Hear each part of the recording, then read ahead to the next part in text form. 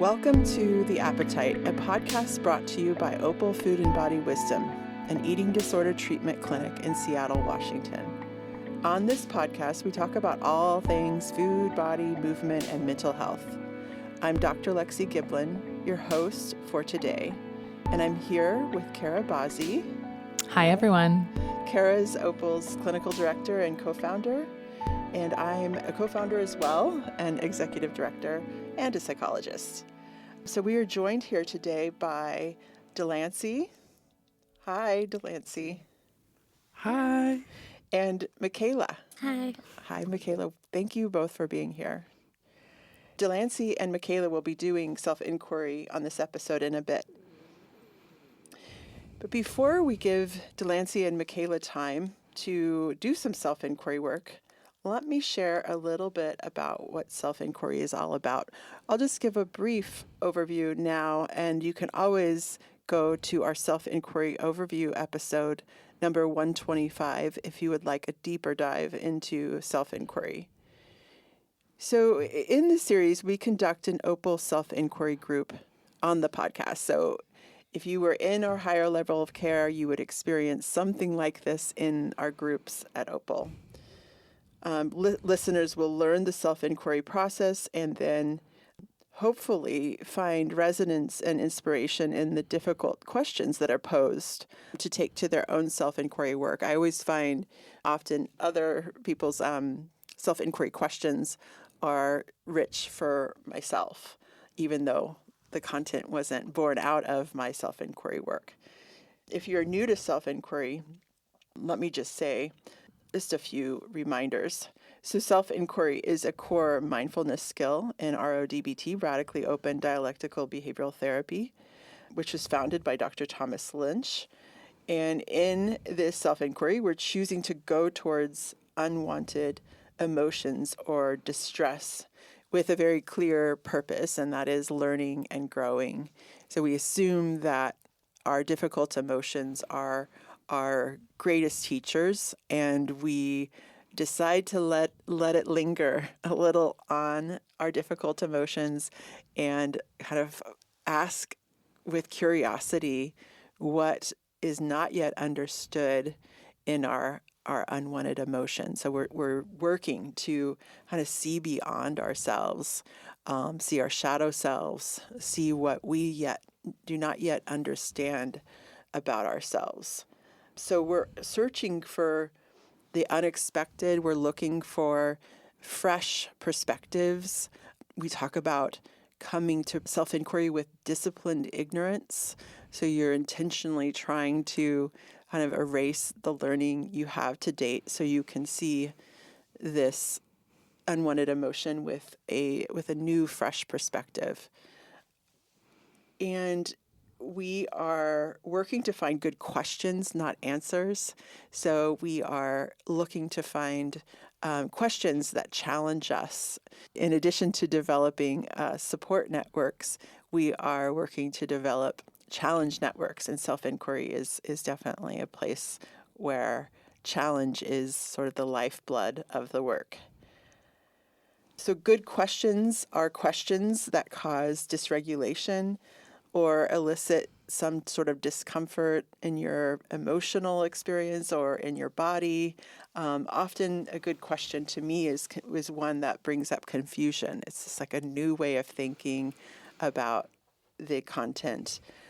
So I often find myself confused and not yet understanding even what the question is asking.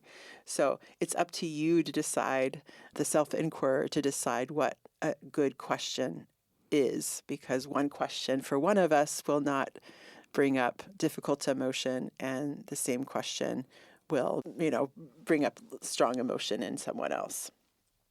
Okay, so Delancey and Makaila are going to go through a self-inquiry process here in a moment, and they are going to do some journal work. And it's a 3 to 5 minute process, short, intentionally. We talk about visiting the cemetery, not building our homes in the cemetery. So the process of self-inquiry is intentionally short. And within this 5 minutes, the tasks are to first feel identify a specific time when you experienced an unwanted emotion and experientially take yourself back into it. So it's not intended to be a cognitive process only. It's intended to be an emotional one, in addition to, of course, the curiosity that you're bringing. And then the second part is to get curious. What is the learning here? What is it that I do not yet understand? And of course, you'll be limited by your perceptual bias when you do that, when you ask that question. And that is what our group process will help you expand your understanding of what the learning is here, because we have our perceptual biases that we can bring to the content. And then finally, the final step will be finding a reminder, which is finding a good question to get you back, that can get you back to this learning in the future. And you might think about, what question do I not want to ask? What question do I not want to have asked of me? What am I avoiding? So the reminder, this question should prompt you to feel the dysregulation associated with the learning. And then we'll move into a group process, and I'll share a little bit more about that once Delancey and Makaila have a moment to do some self-inquiry work. So Delancey and Makaila will give you 5 minutes to do some self-inquiry, and then we'll be back on the airways.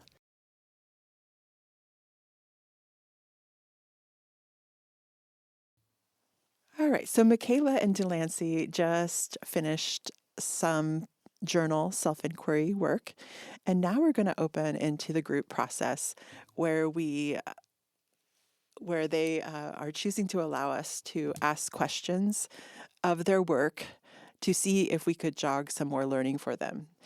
So in this context, we are looking for the most asshole questions we can possibly find, and doing so out of kindness, where the assumption is that Makaila and Delancey want to learn from their unwanted emotions and are encouraging us to ask the most difficult questions that we can possibly find. And it's important for you both to know that at any point, if you feel maxed out outside of your window of tolerance, please let us know and we'll back away. It's important that we don't overload you, because we do want this to be a learning experience for you. And let's see, it's important that we all work to not regulate one another during this time, right? So we want to have access to difficult emotions. We want the emotions to be right there so that we can work with them and learn from them and let them kind of go where they need to go during our time. And then we can validate and love up on each other after the self-inquiry experience. So in Delancey and Makaila, we're going to write down, you'll get your questions later. And remember, it's important that you notice what questions are difficult for you to consider, and not just assume because it sounds difficult that it is difficult. Really notice what it feels like to consider that question for your learning and growth. So if each of you could we'll start with Delancey. And if you could start by taking us into your self-inquiry work, giving us some context, and then we'll open to questions. Yeah. So I wanted to pull from what I'm working on in therapy right now. And what I'm working on is perception, and specifically other people's perception of me.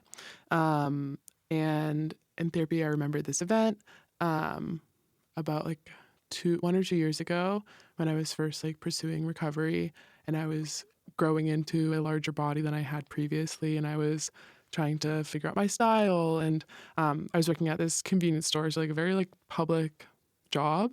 And I remember one time I was stocking some shelves, and I was wearing this crop top, and I felt really confident, and it felt like me. And some lady came in, and she was like, "Wow, that's so brave of you to wear that crop top." And I was like, "Is it?" Yeah. And I remember just feeling anger and like really shameful. And yeah, in therapy, I think I'm kind of trying to process, like, I think when I first pursued recovery, it was so like positive and leading so much into like body positivity, and then kind of being met with the reality that that's not always going to be the way people perceive you. Um, yeah. And I think this also like impacts the way I think about how strangers perceive me, because like on one hand, like I think I can be really hard on myself and my body, and like I, can try to correct those thoughts. But then on the other hand, there are going to be scenarios where people perceive me in a way that I don't want to be perceived, or feel uncomfortable being perceived that way. So yeah, that's what I've been working through.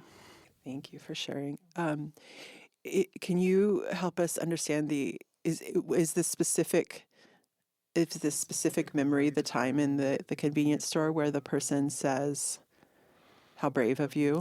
Yeah. So take us into that emotion a little bit more. Yeah. I think I remember just feeling, like really confused at first.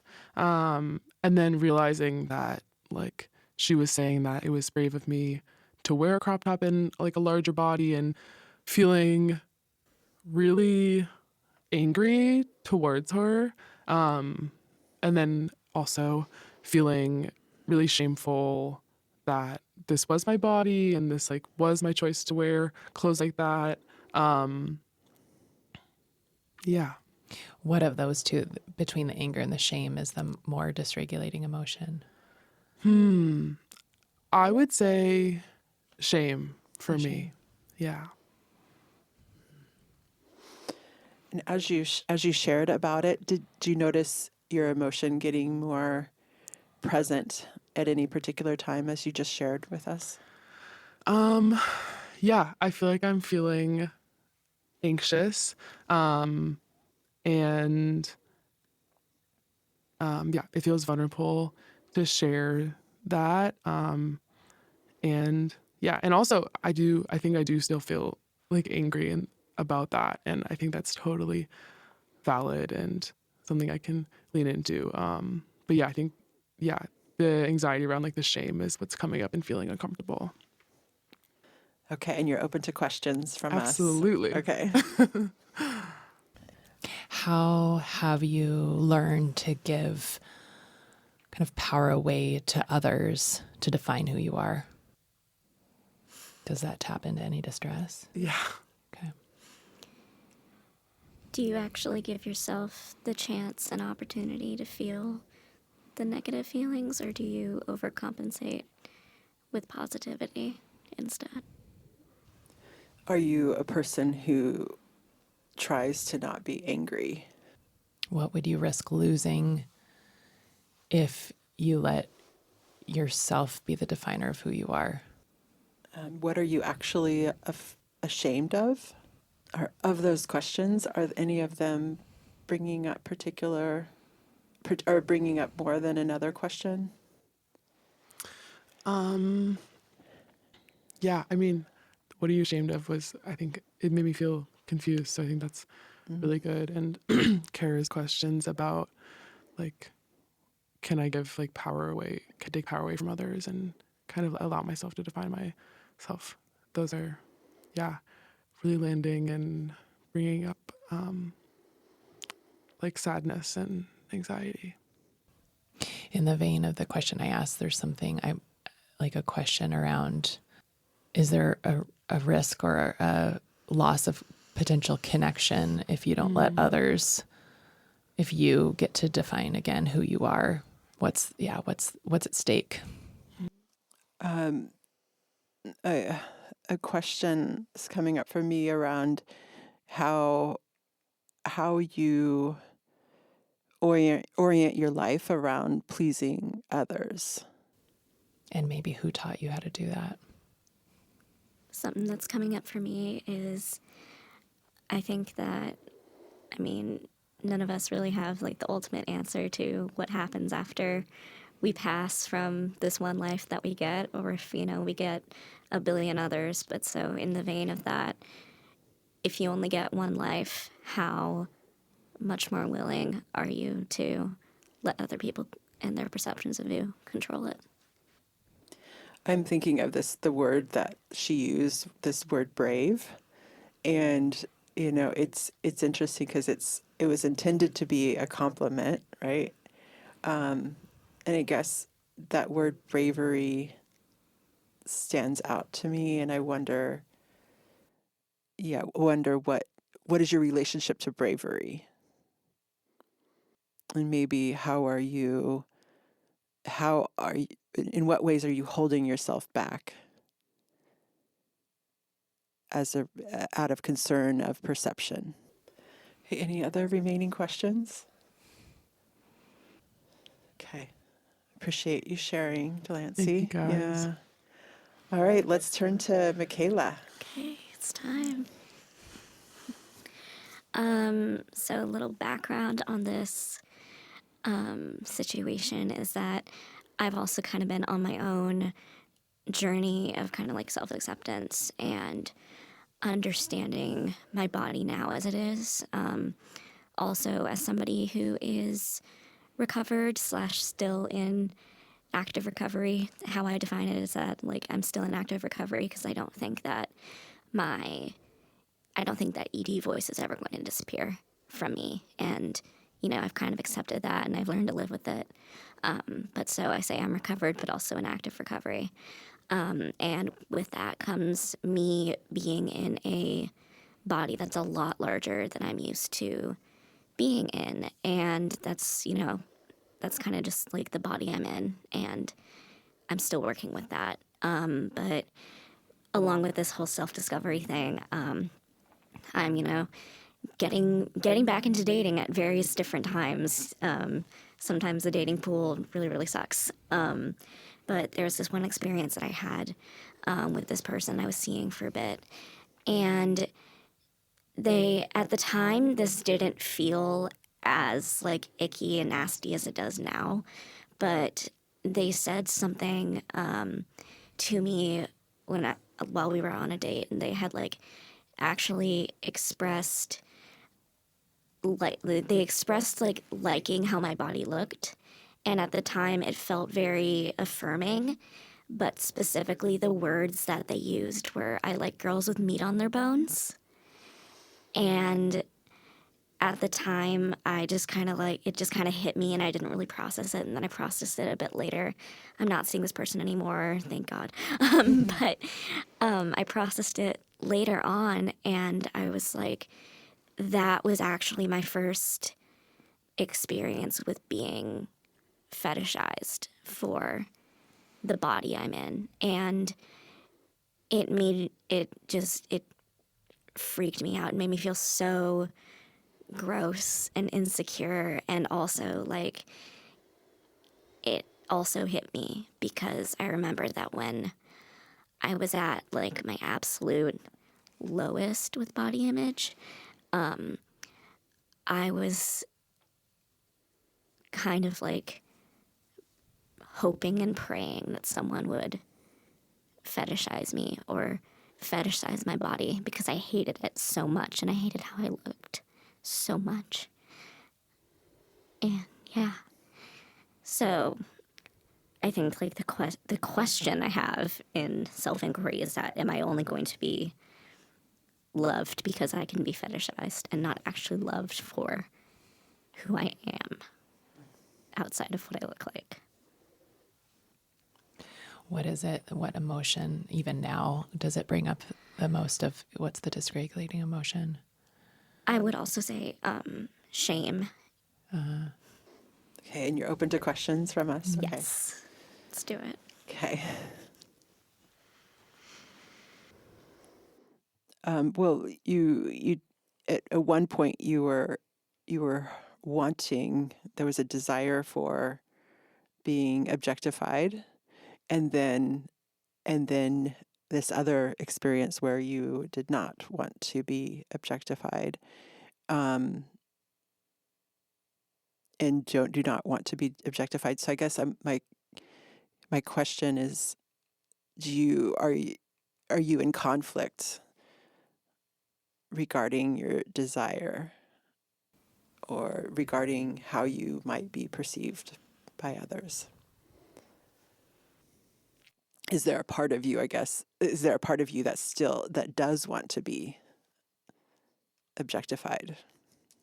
And maybe to just piggyback off that, what would it mean about you now in your recovery, in where you are currently, if there was a part of you that wanted to be objectified? What would that mean about you as a person? The other question I'm thinking about is, if you take your appearance or your body off the table, like, what is lovable about you? What truly do you believe is lovable about you? My mind was going in a similar direction as that, and question around how do you love yourself? Or are you ever going to be, is maybe another question, are you ever going to love yourself? Right? This question of, am I ever only going to be loved due to my body, my objectification? Yeah. I'm also thinking about, like, romantic love is just one type of love we can receive, and like, can platonic love and love from your friends be enough for you? And have you ever believed someone else has loved you outside of your body? Are we getting at questions that are getting you into distress? Absolutely. Is this really about your body?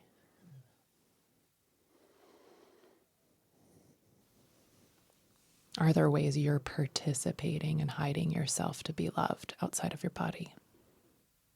Are you choosing people who don't know how to love you? Yeah, that one. I know, it's like, that hits for, that hits. Wow. Are you being clear with others about how you want to be loved? Other questions? Okay. Thanks to you both for sharing so vulnerably today. It is an honor and a privilege to have you on and for you to share these really tender parts of your experience with Kara and I, but also with all of the listeners. I hope that it will help the listeners kind of get to know themselves more deeply through Makaila and Delancey's vulnerability and risk-taking here on the podcast today. If you are interested in doing self-inquiry on air with us, submit an application by clicking on the link in the episode description. If you want to learn more about self-inquiry, go to our self-inquiry overview episode. Thank you to Jack Straw Cultural Center for sound engineering. Thanks to Aaron Davidson for the Appetites original music, and to David Bazzi for editing. If you want to learn more about Opal's programming, go to opalfoodandbody.com. Until next time.